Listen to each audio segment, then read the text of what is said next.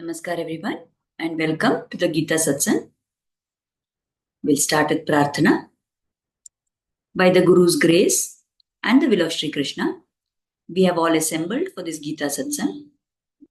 May we have their guidance to be able to learn and adopt the things which will help us to grow spiritually. Let us chant the shlokas. Vasudeva Sutam Devam Kamsa Chanuramardanam Devaki Paramanandam Krishnam Vande Jagadgurum कृष्णाय वासुदेवाय हरये परमात्मने प्रणतः क्लेशनाशाय गोविन्दाय नमो नमः। नमोऽस्तु ते व्यासविशालबुद्धे पुल्लारविन्दायतपत्रनेत्र येन त्वया भारततैलपूर्णः प्रज्वालितो ज्ञानमयप्रदीपः रामानुजदयापात्रं ज्ञानवैराग्यभूषणं श्रीमद्वेङ्कटनाथार्यं वन्दे वेदान्तदेशिकम् यो नित्यमच्युतपदाम्बुजयुग्मरुग्म व्यामोहतस्तदितराणि तृणाय मेने अस्मद्गुरोर्भगवतोऽस्य दयैकसिन्धोः रामानुजस्य चरणौ शरणं प्रपद्ये। So with prayers at the lotus feet of the Acharyas, let us start our satsang today. Incidentally, I noticed that today is the 100th Gita satsang. So it is the 100th day when we have been discussing the Bhagavad Gita. By Acharya's grace, by Lord's grace, thankfully we have reached so far. Actually, today we are going to take up 4 shlokas, and after that there will be just another 4 shlokas left to complete the 4th chapter. So it's good that by Acharya's and Lord's grace, our study of Bhagavad Gita is proceeding in a good way, right? So let us take up this shloka for today. So what we have to do today is the 35th shloka of the 4th chapter. In this, Krishna is explaining to Arjuna. He says, Yajñatva na punarmoham evam yasyasi pandava yena bhutanyasheshena drakshyasyatmanyatho mai. Following this path and having achieved enlightenment from a guru, O Arjuna, you will no longer fall into delusion. In the light of that knowledge, you will see that all living beings are but parts of the Supreme and are within me. So here Krishna is describing to Arjuna what will happen when you get jnana from a guru. If you remember in the previous shloka, in the 34th shloka, it was a very important shloka, we said, where Krishna explains to Arjuna, Tad vidhi pranipatena pariprashnena sevaya upadekshyanti te jnanam nanina tattvadarshina. So he has told Arjuna that you should go to somebody who is a seer of the truth, somebody who is an enlightened person, and from them you offer obeisances to them, you do service to them, you ask them questions, and you get jnana. So now he is explaining in the 35th shloka about what will happen once somebody follows this path and gets jnana from a guru. Then such a person will not fall into wrong knowledge or into delusion. Delusion is thinking something to be true which is not actually true. So whatever we are seeing in this world, we think that is real. So that is our delusion. So if we get enlightenment from the guru, we will not be caught up in this delusion. So once you have the jnana, in that light, we will be able to see that all living beings are nothing but a part of the Supreme Lord of Krishna. And everything is actually within Krishna only.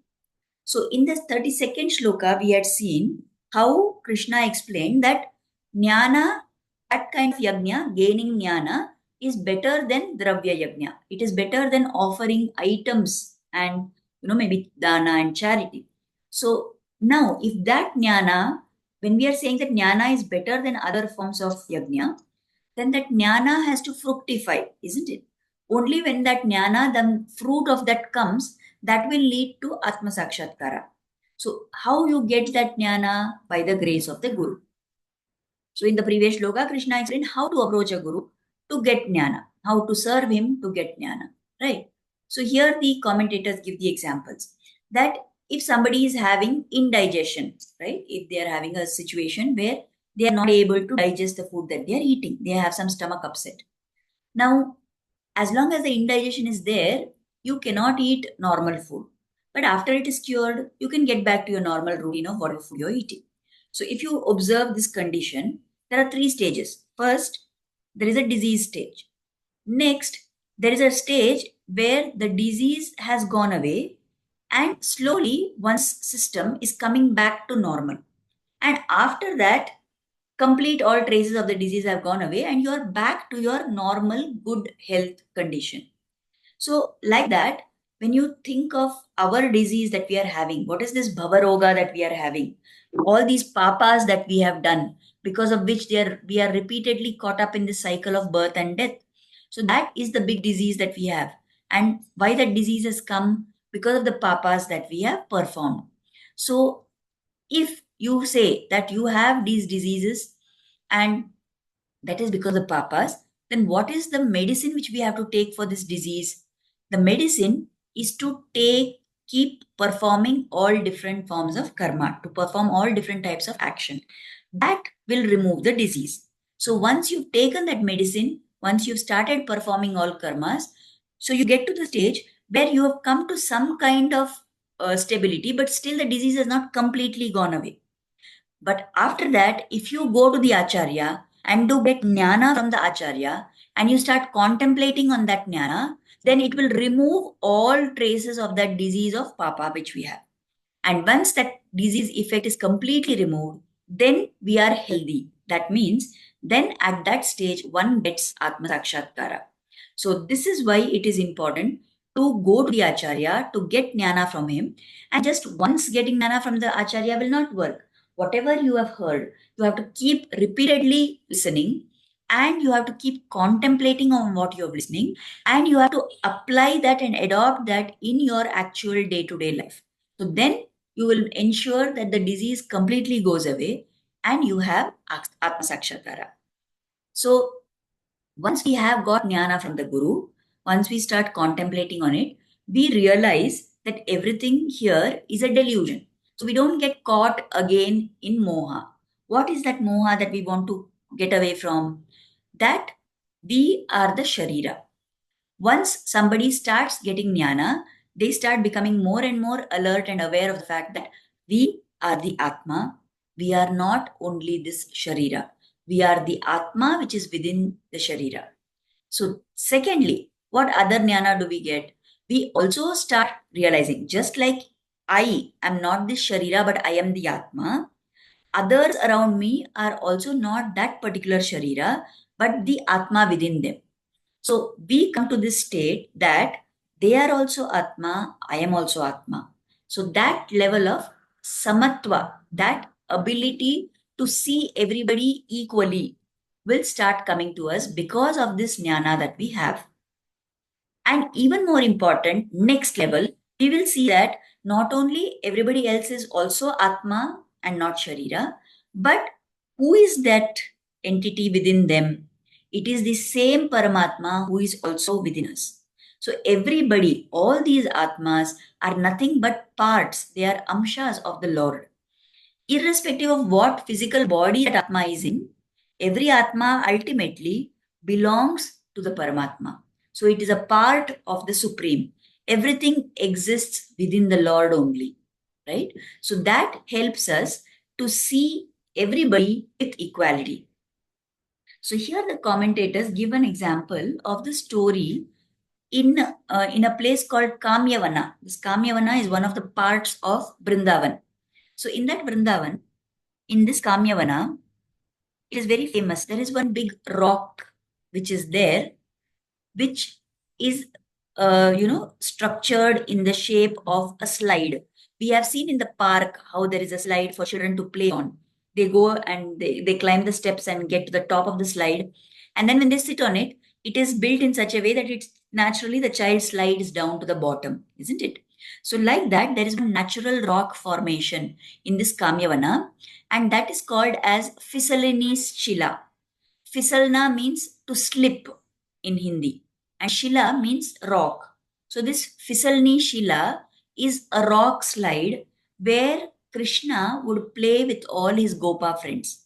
We know how Krishna went with all the Gopa boys to the forests of Vrindavan, taking all the cows grazing, right?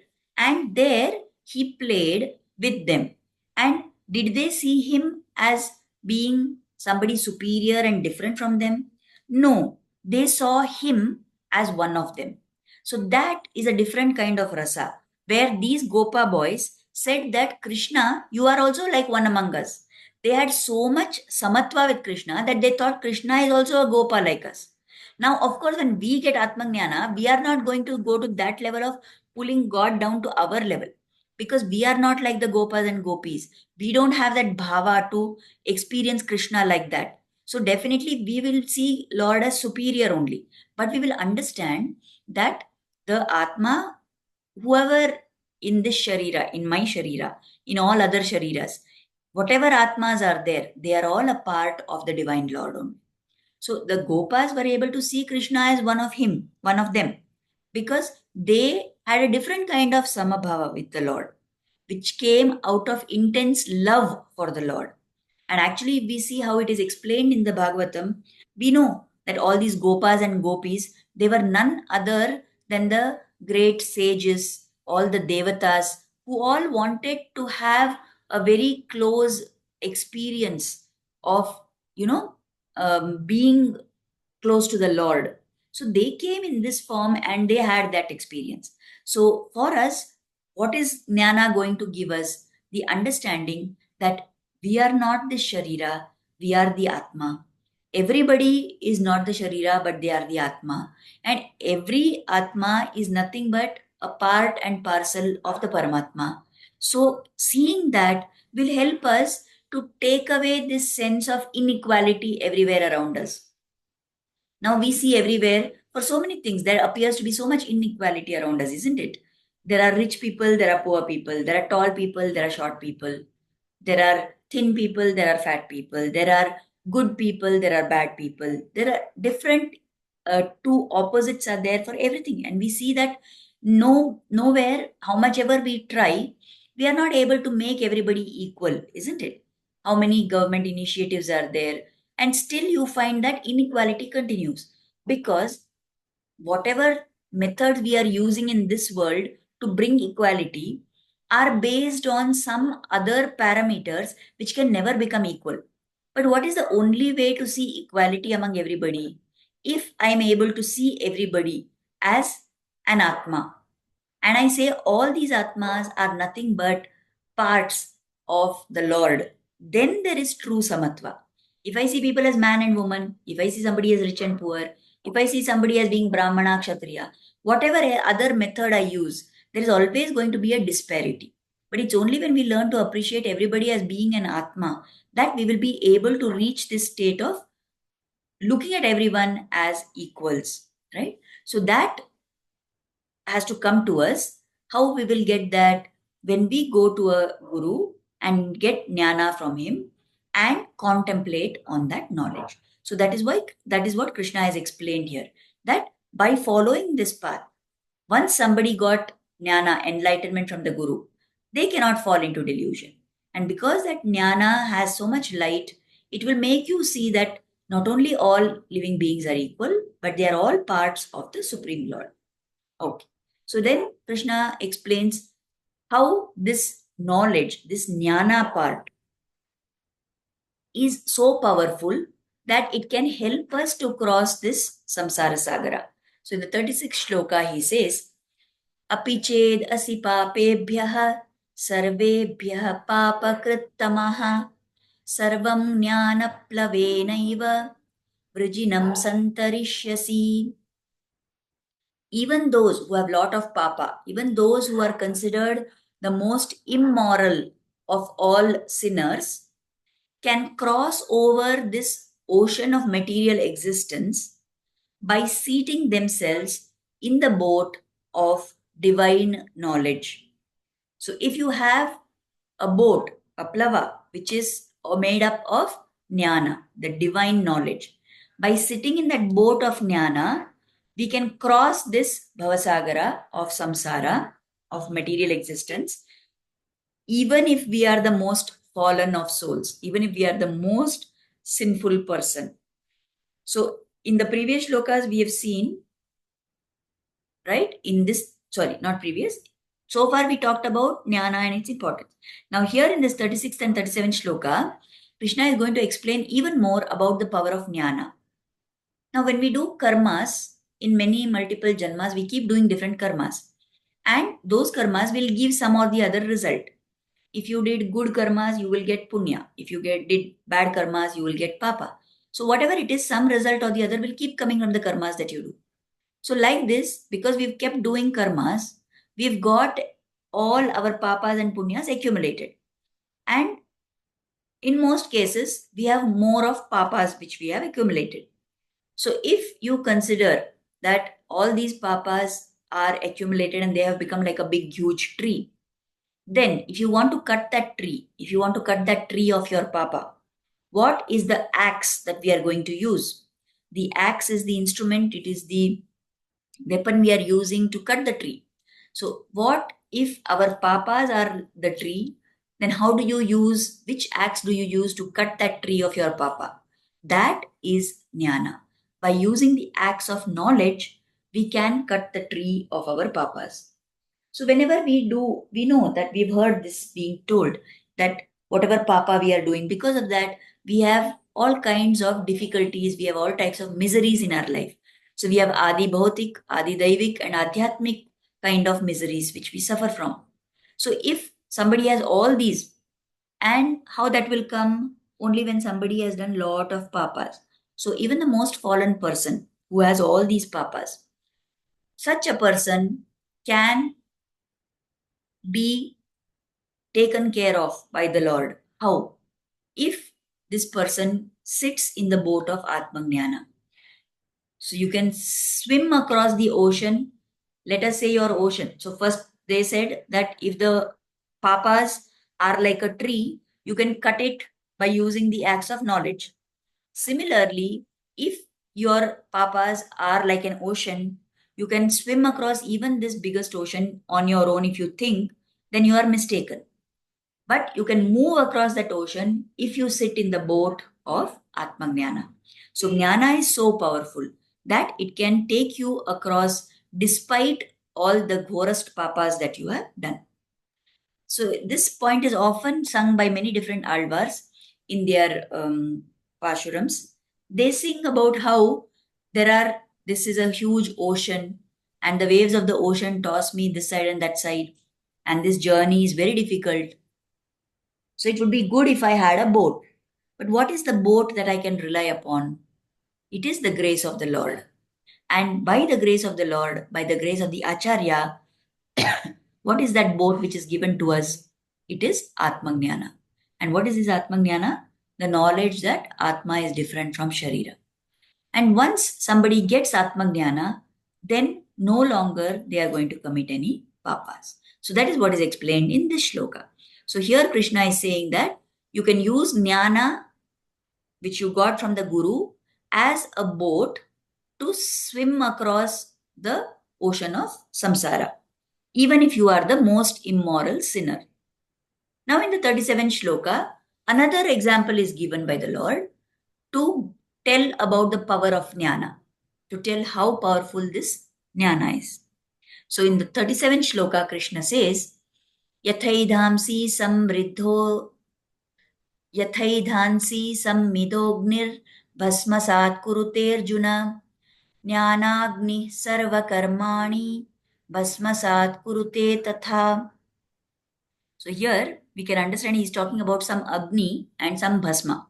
So if you have a fire which is kindled and that fire goes on burning, what it will do to the wood? It will reduce the wood to ashes. So, O Arjuna, just like that, when the fire of jnana, the fire of knowledge burns, what it will burn to ashes? Whatever the reactions are coming from your activities. When we do karma, we have some papa or punya which get attached to that. So if you do your actions along with jnana, then what that jnana will do is it will nullify all those reactions which are coming because of your actions. How it will nullify that? Just as the fire burns the wood to ashes, so also this Atma Jnana will burn away all reactions which come from your karmas. So, why this is being explained now? Because it is here the acharyas say that in the previous shloka, Krishna told that using the boat of Atma Jnana, we can cross the ocean. So, it is likely that Arjuna may have had certain doubts in his mind. Two main doubts that Arjuna would have had. First thing, so we gave the comparison of the ocean. Somebody is swimming, going to cross that ocean, and they are going to reach the other side. But the ocean has not gone away, right? Ocean is still there. What if this person, after going to that side, something happens and because of some reason, he again falls into the ocean? That is one doubt that Arjuna has. He used jnana and he got across this ocean, but there is every likelihood that he can again fall into the ocean because the ocean has not gone anywhere. Ocean is very much there only.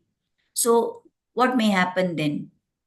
Second thing that Arjuna has in his mind is that in all the Shastras it is told, whatever karmas we have done previously, definitely there will be some result for that. Definitely there will be some effect of that karma. You cannot avoid those effects.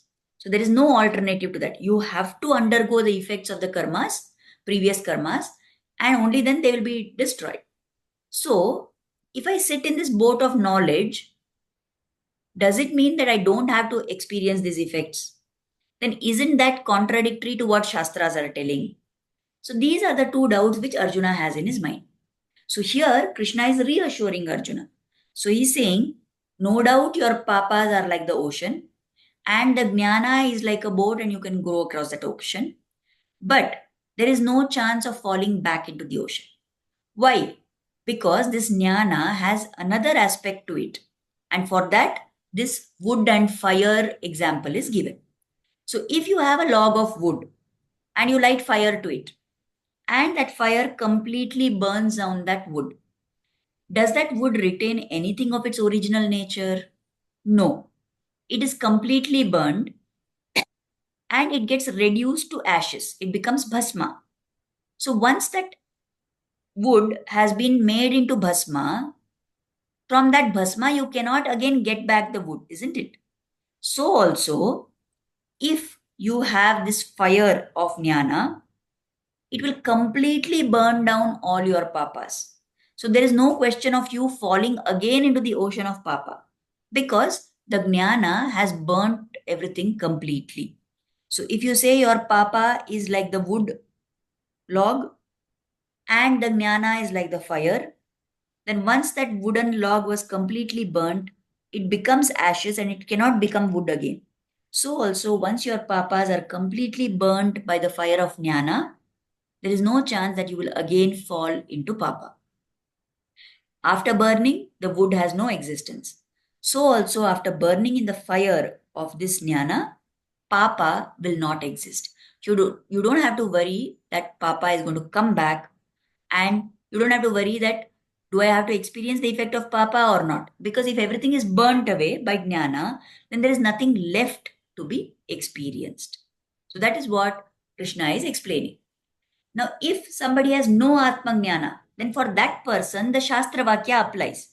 We said Shastra is telling that whoever has done whatever action, they have to undergo the effect of that. So, if there is a person who is not having any Atma Jnana, who has not gone to an Acharya and got that Atma Jnana, such a person, that Shastra Vakya applies to him. Such a person who has no Atma Jnana, he has to compulsorily undergo the effects of his karmas. But if somebody has got Atmajnana, then for that person, this Shastra Vakya does not apply anymore. What do we mean by saying that we don't have to undergo the effect of Papa? For a person who's got Atma Jnana, there is no papa left over to experience the results. Now we know that we have talked in many previous satsangs also that when somebody has done a lot of punya, they experience the phala of that in the form of happiness in this world. When somebody has done papa, then they experience that phala as unhappiness, as dukkha in this world. So when we have done lot of papas, then those papas give us dukkha. Now, if we say that all our papa is burnt, that means what? It means we don't have to experience the dukkha which is coming because of the papa. So, if somebody has got Atmajnana, he no longer experiences any dukkha in his life. Similarly, this applies to punya also, right? Because for somebody who is thinking of going to Swarga, he wants punya because by accumulating punya, he will go to Swarga. But what we are talking and what Krishna is explaining in the Bhagavad Gita is about going to moksha. It is not about going to Swarga. And to go to moksha, punya also is a bandhana. Punya also is an obstacle, just like papa is an obstacle. So when you have Atma Jnana, when you do all your karmas with Jnana, what Jnana? The Jnana that I am Atma, I am not Sharira. The Jnana that I am not the doer of this, it is the Lord who is doing it through me. The Jnana that I am not doing this for any inferior phala, but for superior moksha phala. The Jnana that I am doing all these activities for the pleasure of the Lord and not for my own pleasure or not to get some benefits for myself. With all this Atma Jnana, when we do any actions, whatever actions we are doing, don't yield any papa and punya. Whatever past papa and punya we have is also burnt away, and we get this jnana like a boat to go across the samsara. That means we no longer have to experience the effects of that papa or that punya. So, as a result of punya, we would have felt happy. As a result of papa, we would have felt unhappy, dukkha, sad. Now, if there is a person who has got Atmajnana, what happens to him? He experiences neither dukkha nor sukha. That means he gets to that stage where everything is equal for him. When something happens favorable to him, he does not feel overjoyed by it. When something happens unfavorable to him, he does not feel sad by that. So he is able to retain a sama mentality. His mind remains equanimous, his mind remains undisturbed. He does not get affected by the effects of either punya or papa. He does not feel sukha or dukkha. He accepts everything is happening is by the will of the Lord, and he keeps his condition stable and equal throughout all his life events and experiences. So that is what Krishna is explaining in this shloka, that like a fire can burn down the wood completely and convert it to ashes, and then once the ashes have been formed, there is no reformation of the wood.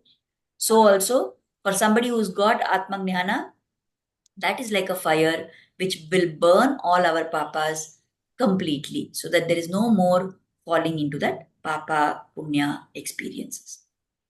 Now we come to the 38th shloka. This is the last shloka we will take for today. After this, there are 4 more shlokas left. We will take them up in the next satsang whenever. So in the 38th shloka, Krishna explains that yet another quality of this jnana. So first he told that jnana is like a boat and it will take us across this samsara sagara. Second, he explained that jnana is like a fire. It will burn down all our papas. And now he is saying another quality of this jnana. What is that? So in the 38th shloka, he tells Arjuna, Nahi jnanena sadrisham pavitramiha vidyate tatsvayam yoga samsiddha kalenatmani vindati. In this world, there is nothing as purifying as jnana, as divine knowledge. One who has attained purity of mind through prolonged practice of yoga receives such knowledge within the heart in due course of time. So here Krishna is talking about this special aspect, right, of jnana. Just like the fire, we know, we have seen examples of how the fire it burns, and when it burns something, it also purifies it. You must have heard of the example of how the goldsmiths, they take gold and they burn it in the fire so that all the impurities get burned away, and whatever is left is pure gold, totally purified. So also this fire of jnana, it burns all our papas, and when it burns the papas which are attached to this particular Atma, then it simultaneously, at the same time, it purifies that Atma. So we have papas from multiple janmas.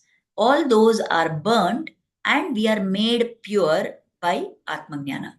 And there is nothing more purifying in this world than Jnana. So how does somebody get this Jnana?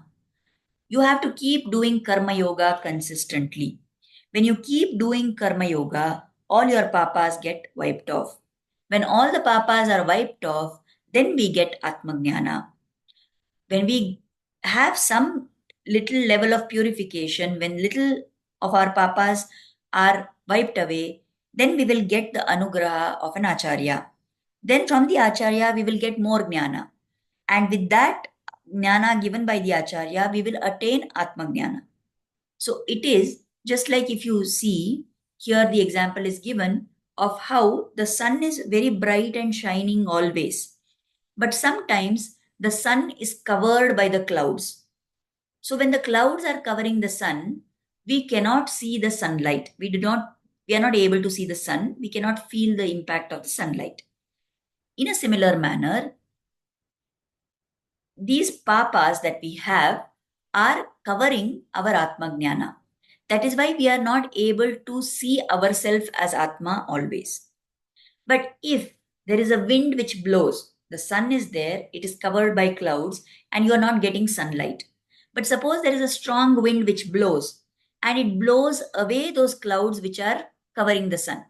Then once those clouds are removed, then the sunlight shines bright and clear.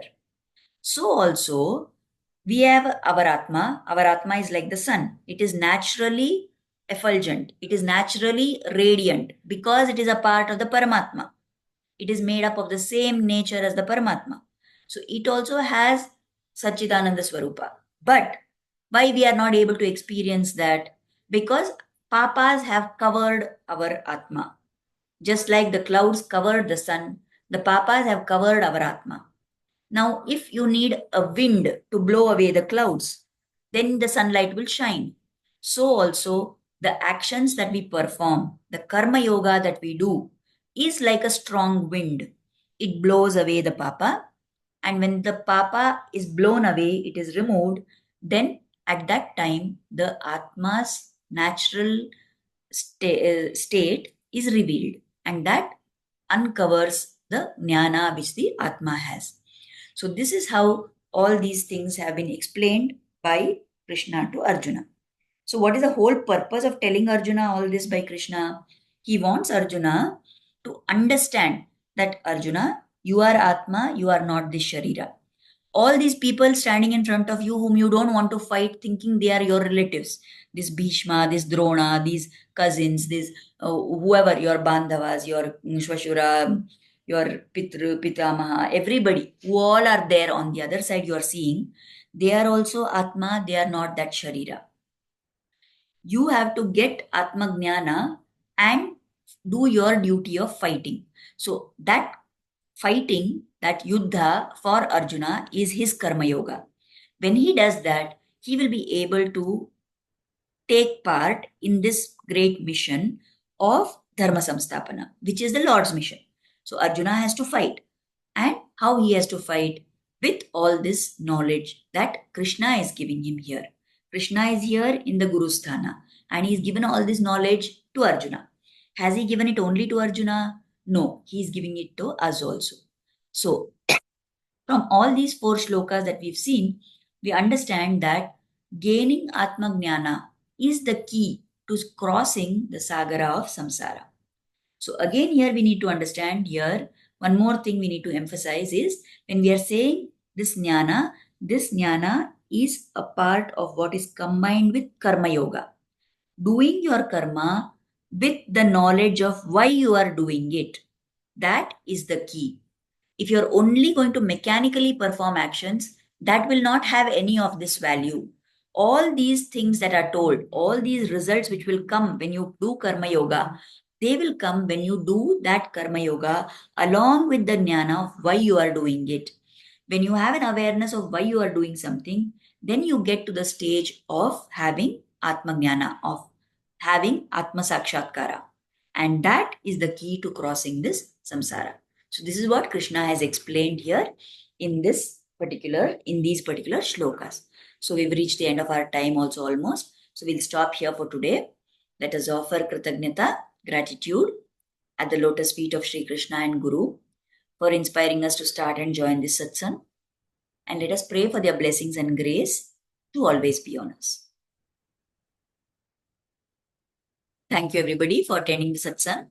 So from next week, we will be starting with next now we will have the Navaratri. So we will have Navaratri satsang at that time, right? So we will meet in that Navaratri satsang.